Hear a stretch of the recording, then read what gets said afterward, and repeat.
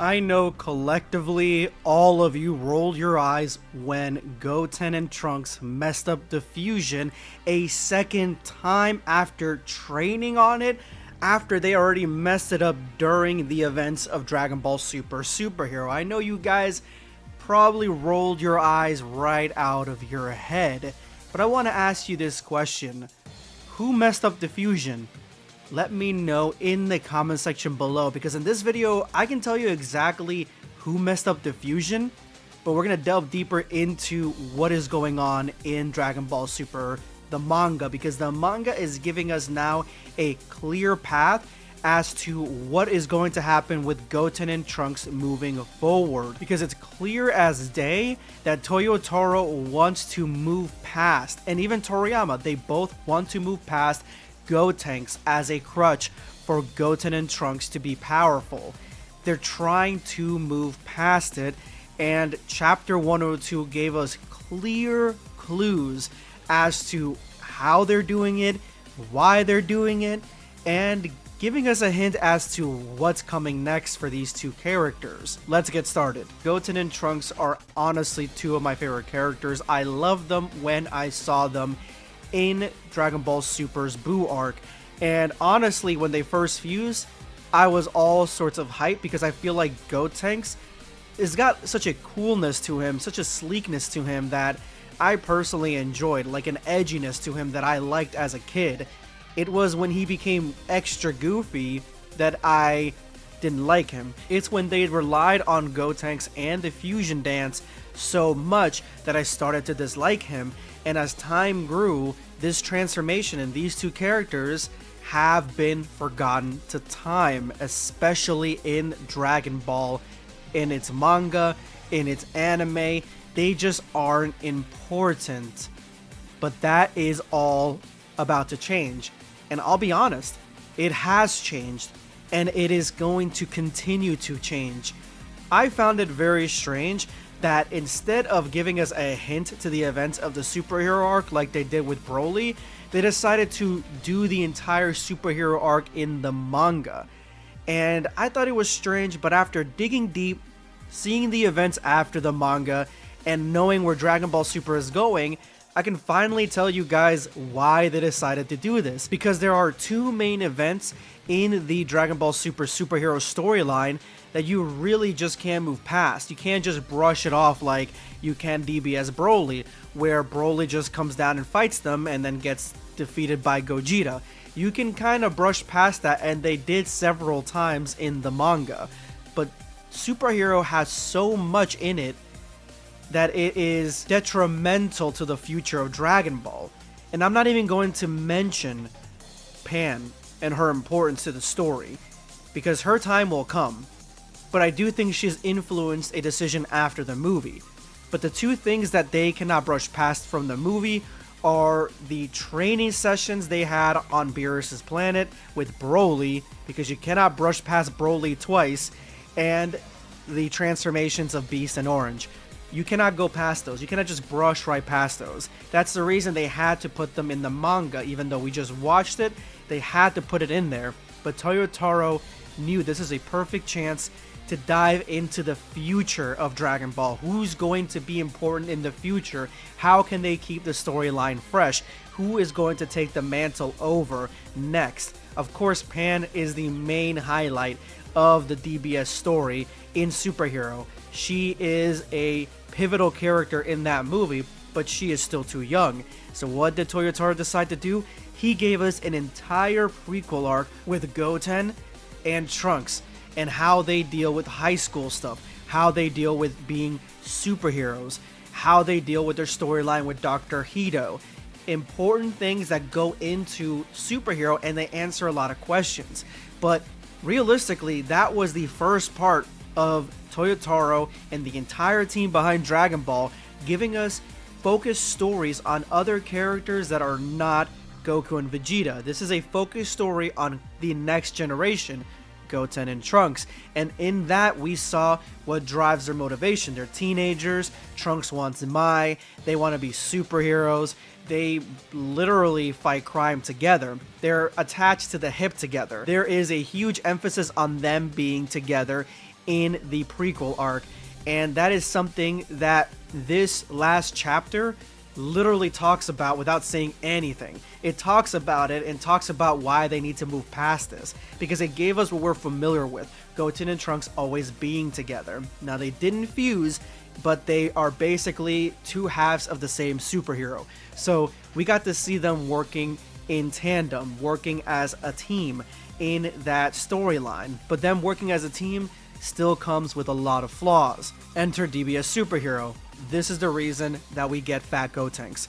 This is the reason that we get him, because in that storyline we see against a actual threat, he's not that strong. They are not that strong. They are not really that important. Now, they threw hands in the manga more, and yes, Gotenks or Fat Gotenks' butt did crack the top of Cell Max's head, but still, they were not reliable as a fused pair. They are not reliable as two characters needing fusion to stay relevant. It showcased that immensely. So their failures in Superhero are exemplified here by two characters that have also gone into fusion but can stand on their own 2 feet. With Gohan essentially getting a new transformation and saving the day of Superhero, Vegeta asks Trunks, "Were you important in this fight? Did you do anything in this fight?" Trunks says, "Of course, you should see our fighting moves together. Like, once we're together, we're in unison, like nothing can stop us." And this is what Vegeta had a problem with. You can tell on his face in this moment he realized he needed to teach his son a valuable lesson, because Trunks is too reliant on Goten. And the issues with this relationship become clear in this fight. So Vegeta is trying to essentially teach Trunks that he needs to be able to stand on his own 2 feet, not be so reliant on Goten, by just having him fight Gohan, a character that is standing on his own 2 feet.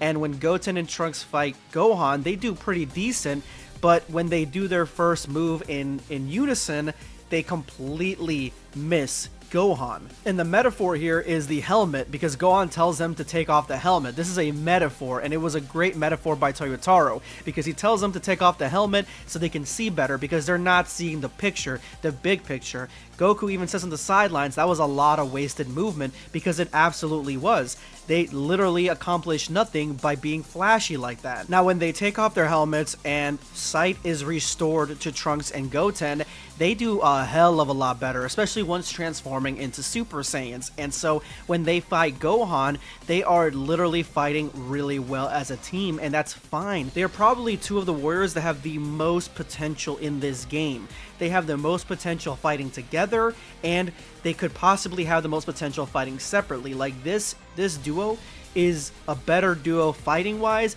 than Gohan and Piccolo and Goku and Vegeta, because they've been doing it since they were little kids together. So they're essentially battle buddies, and that's what makes them great. So them fighting Gohan together, now they're unblinded, they are transformed. They give Gohan a run for his money until Gohan transforms. Once Gohan transforms into Ultimate, if you have a warrior that transforms into something even stronger, like, they literally have no way of facing off against Gohan at this level, and they both know it. So the only way they can do that now is to rely back to Gotenks. And so relying back to Gotenks is something that is shown here to be a negative, because they relied on the wrong way to do this. They could not stand on their own 2 feet against somebody that is stronger than them now, so they need to fuse together. But the time of fusion, at least for these two characters, is over, and that's what Dragon Ball Super is trying to tell us. They're trying to show us in just images here that Gotenks is basically done, at least for a while now, because they're going to be showcasing us and showing us that Goten and Trunks need to basically fight on their own. They need to train on their own, become stronger on their own. And I think it's not even just the story that's done with them. I think subconsciously they're done with it too. I asked you guys in the beginning of the video who you think keeps messing up the fusions, if you guys remembered. Well, it's Trunks. Both times that he does this fusion, Trunks is the one that messes it up. How can I tell? Because I've looked at the fusion dance and I've looked through several images of the fusion dance, and both the top fingers need to be more inward, and Trunks is always outward. He did it twice in this storyline. He did it twice now, so even he probably subconsciously is done with Gotenks, and once they go into this fat version of Gotenks and they jump on Gohan, they get one-shotted and they get defeated. That's the end of their story. So what does that say? That says that the Gotenks storylines are probably coming to an end here, and Goten and Trunks are going to need to stand on their own 2 feet and become even more powerful on their own. Maybe we can revisit Gotenks in the future when they are already powerful on their own, but that's not a guarantee, and I feel like the story is telling us that, yeah, because he messed it up twice, they messed it up twice, Gotenks is over. So even though you guys rolled your eyes to this part of the story, and I did, honestly, this is one of the most important storylines of the entire Dragon Ball Super superhero arc, that Goten and Trunks need to become characters of their own. They need to have their own agency to them, because some people are misinterpreting this that they need to train more in the fusion dance, and that way they can get it down. No, the story is telling us that the fusion dance is over. They cannot rely on it. Vegeta knew that, Goku knew that, and Gohan knew that. They all knew that. So yeah, they're not going to be going into more fusion stuff. At least if they want the story to continue in the same direction that they're doing, they're not going to be doing that. How can Goten and Trunks get more powerful? The only way that I can see is by Super Saiyan God.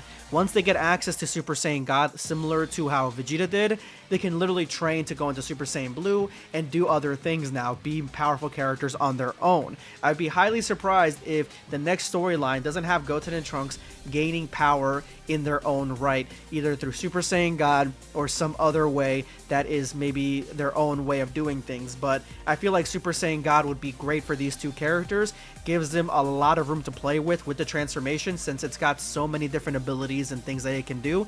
And at the exact same time, if they ever wanted to fuse again together, they can do that in Super Saiyan God and be Super Saiyan God Gotenks, which is the first time that we're really going to be seeing that, giving us such an interesting new character dynamic that is focused mainly on that Super Saiyan God aspect, the same aspect that Beerus first dreamt of when he was in the beginning of Dragon Ball Super. It would be great for that to come back through Goten and Trunks. But let me know what you guys think of this entire thing. It's just the way that I saw it. I think it's over for Gotenks, but what do you guys think? Subscribe for more content. Or perish.